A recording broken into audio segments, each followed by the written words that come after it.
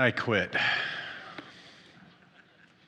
Today's Quitter's Day, January 19th. I kind of gave you a heads up about that, a spoiler alert last week, because after studying 800 million activities, researchers tell us that today, January 19th, is the day of abandoned resolutions. This is average day of the year when people give up the resolutions that they made on January 1st. And I'm thinking of why we exist as a church. We want to help people become lifelong disciples of Jesus, and we're not giving that up. No way, no how.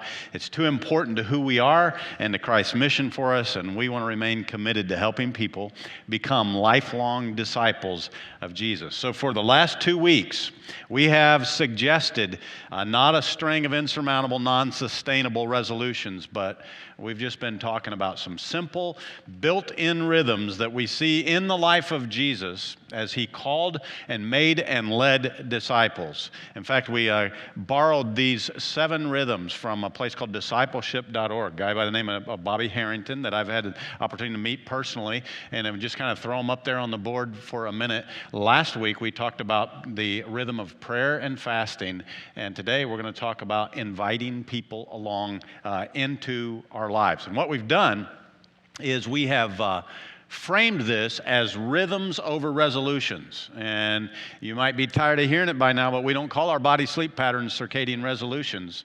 We call it circadian rhythm. And we don't talk about a cardiac resolution. We talk about cardiac rhythm. And when we think of poetry, we don't think of resolution, we think of rhythm. And when we listen to the music, we're not listening for the resolution, we're listening for the rhythm. And we have continually reminded ourselves that sometimes resolutions just complete a list, but rhythms build a life. And resolutions can feel forced and awkward, but rhythms can become familiar and natural. Resolutions are easily dropped, but rhythms are lasting. Resolutions are external, but rhythms become internal. So we're not just checking a box with a new formidable, demanding to-do list. We're building daily life practices and Jesus rhythms into our days and into our default mode behaviors. And today we hit the next one. Last week it was prayer, and today I've called it with Him. And we simply want to see the rhythm that Jesus had in his life of inviting people along with him. And there's no place in the Bible where that's so vividly displayed as in the times when we read about Jesus calling his disciples to himself. And we see that in several places in the Gospels, but we're going to look at one specifically today in Mark chapter 3 and verse 13. It simply says, "He went up on the mountain and he summoned those whom he himself wanted. And they came to him.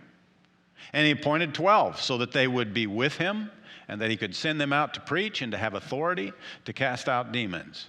And he appointed the 12, Simon, to whom he gave the name Peter, and James, the son of Zebedee, and John, the brother of James. And to them he gave the name Boanerges, which means sons of thunder. And Andrew and Philip and Bartholomew and Matthew and Thomas and James the son of Alphaeus and Thaddeus and Simon the Zealot and Judas Iscariot who betrayed him." Now, those are some famous names right there. And that's some familiar text right there. But one of the first things it reveals to us is the simple power of with. And I want you to think for a few moments about the power of with. Did you catch that in verse 14? He appointed 12 so that they would be with him. Now there's obvious power in being with Jesus, right? And whether you read it in Matthew or Mark or Luke or John, after Jesus called his disciples, they had a couple of whirlwind days with him. It's amazing the magnitude of what they saw immediately when they began to follow Jesus. There's obvious power in being with Jesus. He told them, you remember Peter, James, and John, he told them, "I'm going to make something out of you." He told Nathanael, "You think this is a big deal? You're going to see greater things than these." And if we hang out with them in the opening chapters of the Gospels, we see immediately what they saw. They saw diseases healed and crowds gathering. They saw the Sermon on the Mount. They saw nonstop ministry. They saw demons flying and prophecy fulfilled and water turned into wine and temple cleansing and teaching unlike anything they had ever heard. And they were privy to conversations with Jesus, and they saw the pushback from the religious establishment. There's obvious power in being with Jesus. Now, I think as we begin this morning, we would all agree that everything in the Bible is important, right? Everything in the Bible is important. But the things that are repeated are really important. That repetition shows us the primary nature of some of the things in the Bible. And one of the things we see when the disciples are with Jesus over and over again is just that simple phrase, with him. So if you look at the with Jesus passages, and we certainly don't have time to look at all of them. In fact, we don't have time for explanations or context here. I just want you to see the magnitude of this with him passages in the Bible.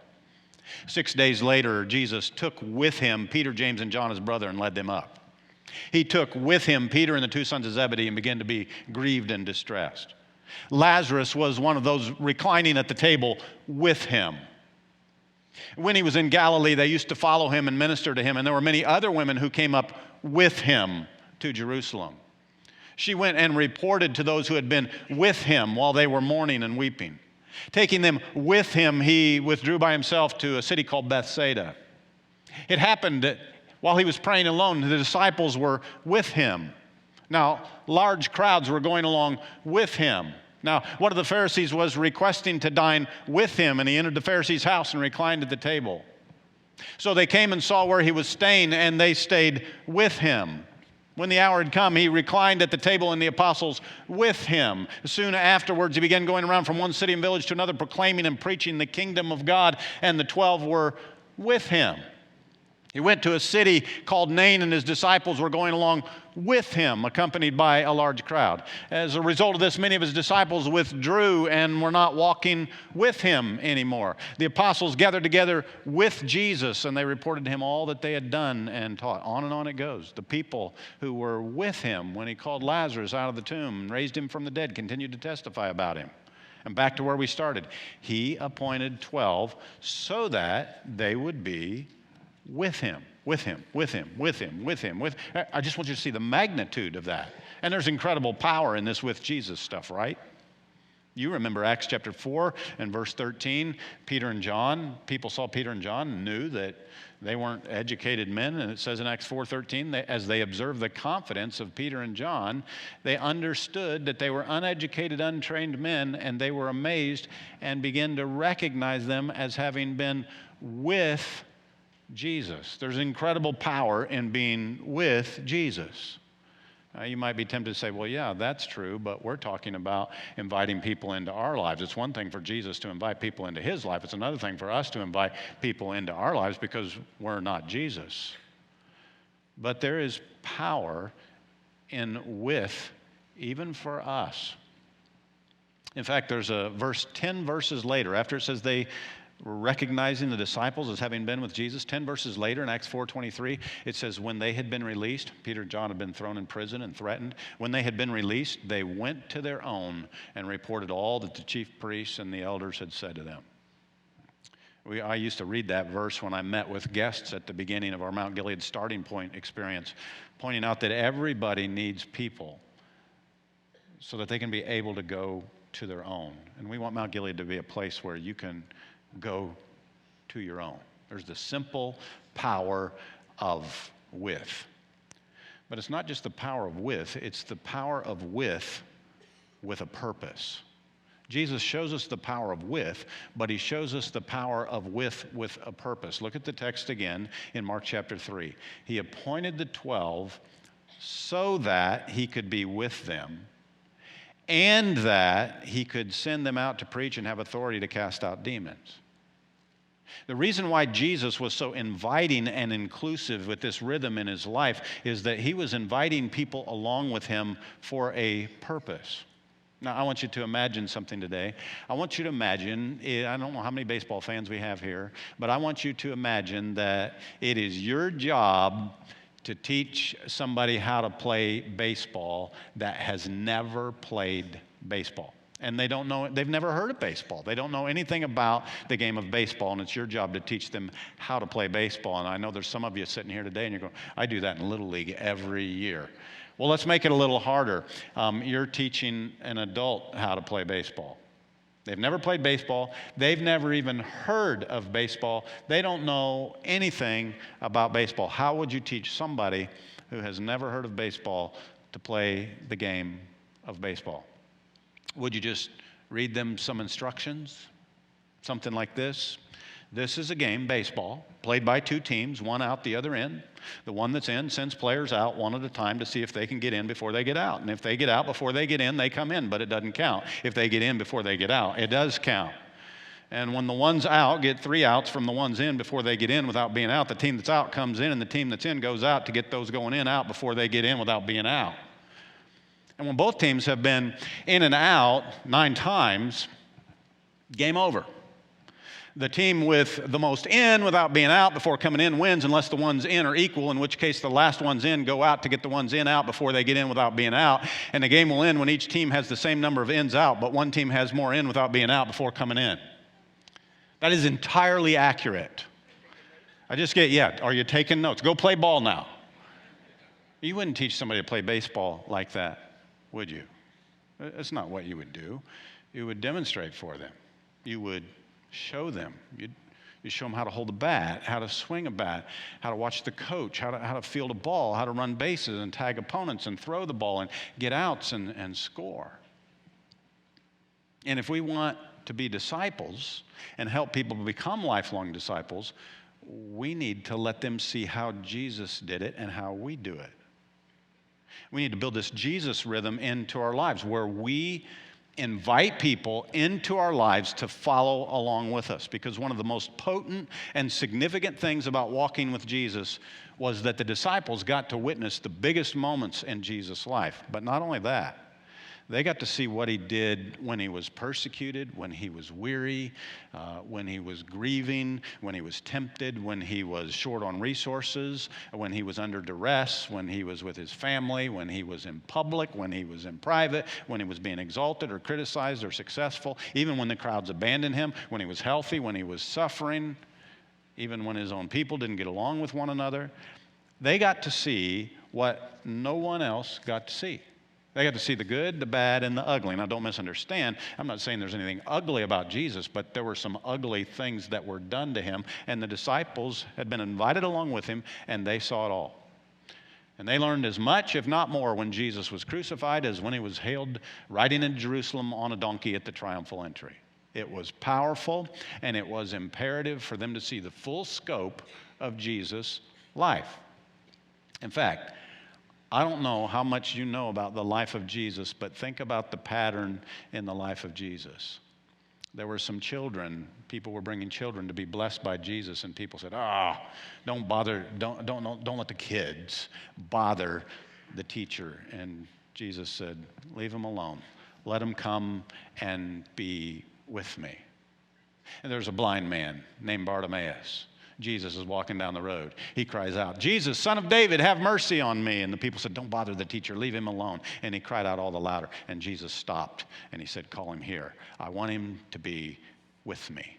He stopped at a sycamore tree and he said to a little man named Zacchaeus, Zacchaeus, you come down. I'm going to your house today. I want to be with you. He said to a tax collector in a booth named Matthew, you come with me. I want to be with you.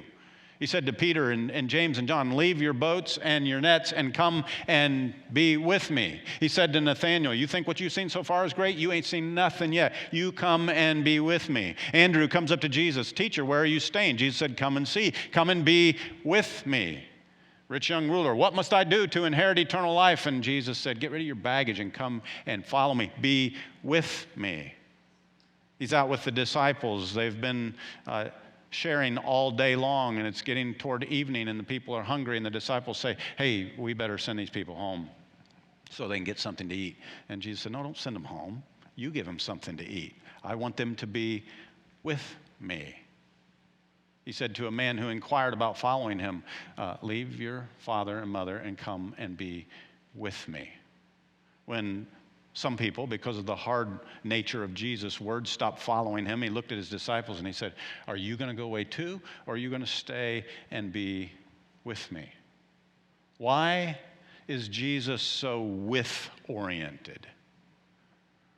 Because he's God with us, and because he had a purpose and he had an intention. It's not just the power of with, it's the power of with a purpose. And there was good reason for Jesus to spend so much time with his disciples, because there is power in life-on-life impact. There's power in modeling. There's power in teachable moments, in spontaneous as well as intentional conversations about things that matter most. Now, let's go back to that verse in Mark chapter 3 and verse 14. He appointed the 12 so that they would be with him, and that he could send them out to preach and to have authority to cast out demons. You might look at it this way. It's so that, and do that. Jesus invited people along so that, and then he told us to do that. Now, let's face the obvious. Maybe this is running in the back of your mind too.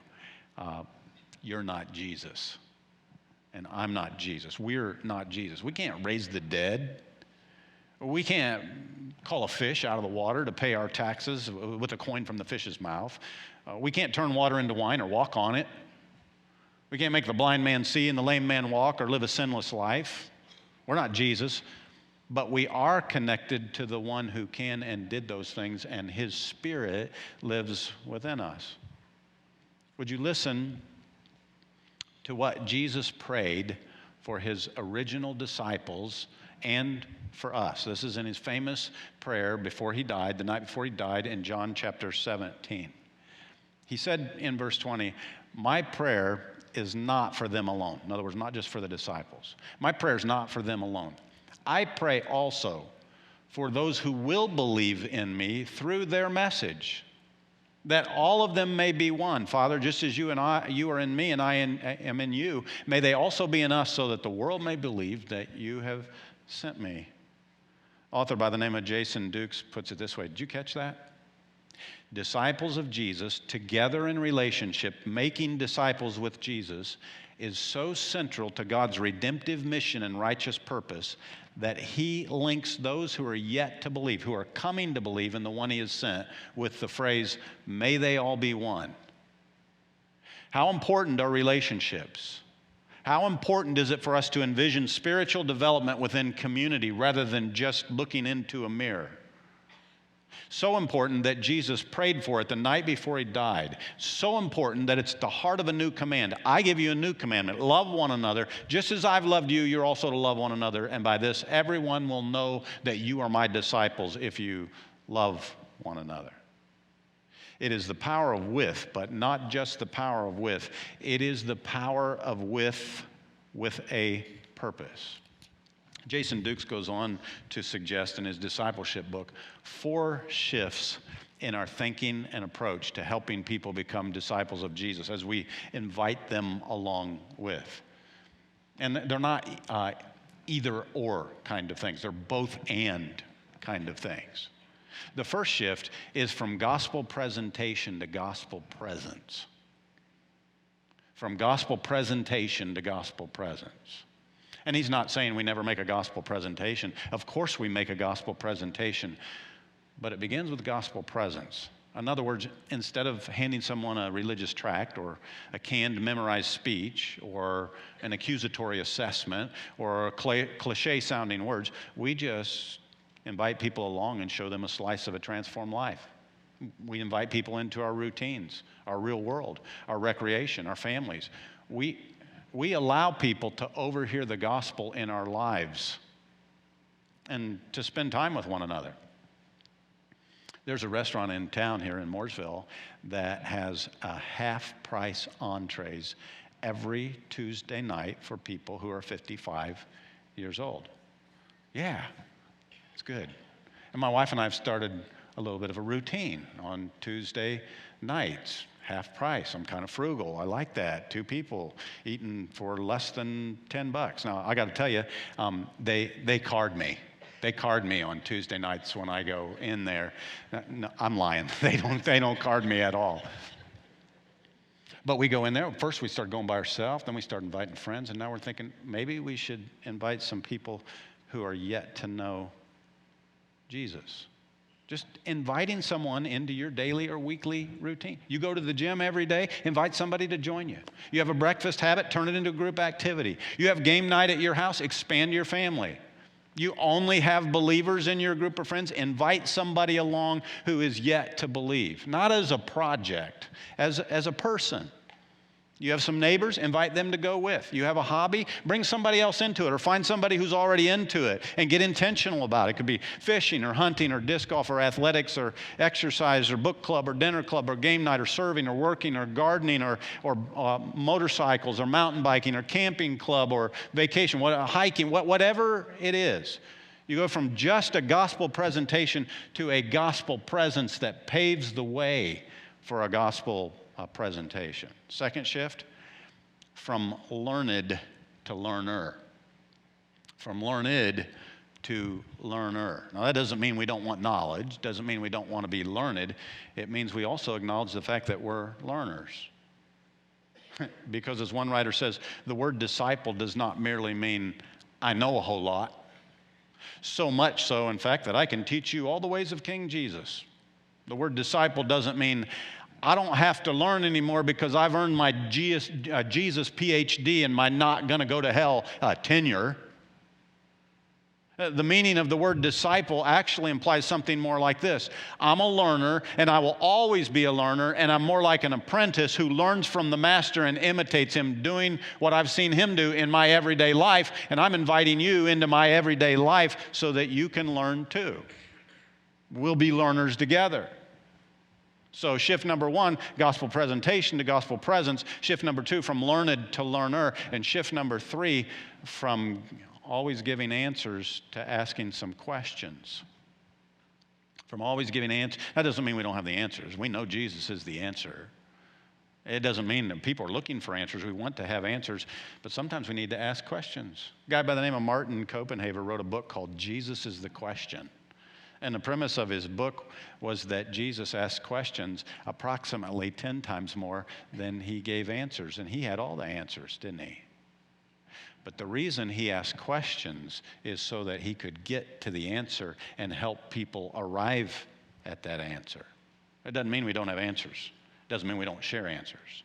It means we also ask questions. We learn about a person's life. We find out where they live. We find out what their questions are before we rattle off answers to questions they haven't even asked yet.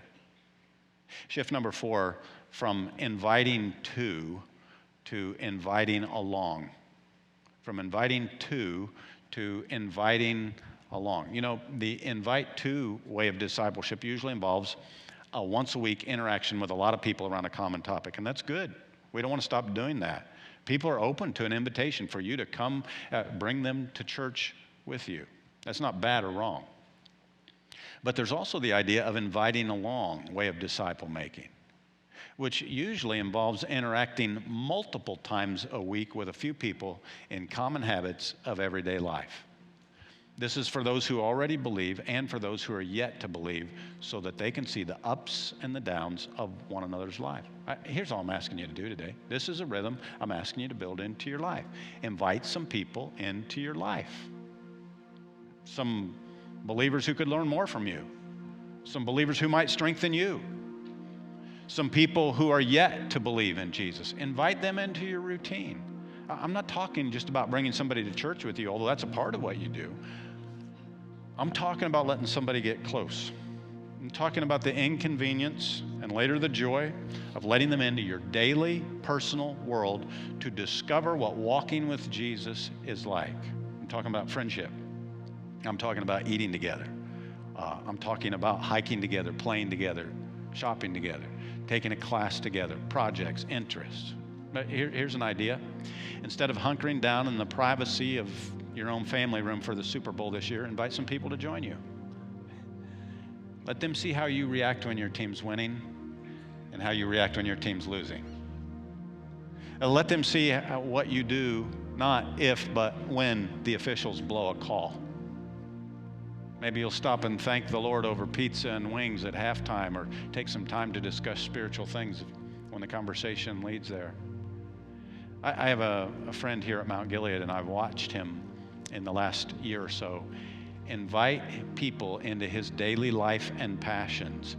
And I've watched it 3 times. It's ended up in those people inquiring and ending up becoming followers of Jesus. It happens when you live a life of following Jesus yourself and invite other people into that life. I mean, maybe you could develop more of an open door feeling at your house. It doesn't have to be immaculate. Let your neighbor come over for coffee and see you folding laundry. Let her see your reaction when your 4-year-old spills milk or your 9-year-old pitches a fit. Let her notice the counsel you give to your teenager or to your grandchildren. Let her hear the playful laughter and the serious discussions you have at the dinner table with the family. Let her see how you navigate when the serious tragedy hits your family. Make her feel valued and understood when she shares a burden or shame. Let your story point to the difference Jesus makes in your life. Because in this high-tech social media privacy world, there are a lot of people who don't ever get to experience up close, face-to-face personal relations, and people are hungry for with. And in the context of with, people meet Jesus. Some are craving mature, experienced couples or individuals who can counsel and guide and model for them. Some people are going through suffering without any kind of a support network. Some don't have anybody to talk to on Friday night. Some of them have only known wounds from being with others. And a lot of them don't need another theological argument. They need to be with someone who believes and lives that theology. Let them watch your life. Let them watch how you live life. Let them watch you make mistakes. Let them watch you learn and grow. Let them watch you love Jesus. Let them watch you serve and help and give. Invite them along to do so with you. Let them watch your family. Let them watch how you work and play and rest. Let them see your rhythm. Let them watch your heart. Someone who's got the rhythm. What would happen if we followed Jesus' rhythm of doing life with people who need to be discipled? What happens is relation building and mentoring and modeling and partnering and multiplying and fellowship and relationship and conversation and consideration and observation and demonstration. There's 5 kids in my family growing up, and one of our memories growing up, we always talk about it and tease about it with my dad, is my dad would eat something that he liked, whether it was food at the table or a piece of fudge or candy or something, and he would kind of savor what he ate. And then he would look at us and say, you know what that tastes like? And we'd say, no, Dad, what does it taste like? We knew what the answer was. He'd say, tastes like more. When people get a taste of what Jesus can do in their lives because they see what Jesus is doing in your life, they're going to say, that tastes like more. So I'm going to just invite you today, it's as simple as this, to invite somebody along in your walk with Jesus and in your daily life. It's the Jesus way. Let's pray. Lord, this thought of inviting somebody along, it's so simple, and yet can be so hard. It's what your Son did when he graced this earth, and it's a bit intimidating to us because we know we don't have it all together, and we know that there are weaknesses and frailties in our lives, and quite honestly, we're a little bit afraid to invite people along. Or maybe even if we're not afraid, we're just inconvenienced and we're selfish and we don't want to make that time. Lord, would you help our hearts to beat with your heart? Would you help us to catch the rhythm that was in your life of inviting people along, of following together, of being your disciples? And Lord, may this be a church that makes lifelong disciples of your Son, Jesus Christ. Help us do that. In Jesus' name we pray. Amen. Thanks for braving the cold weather today. Go out this week and invite somebody along in your life. Have a great week.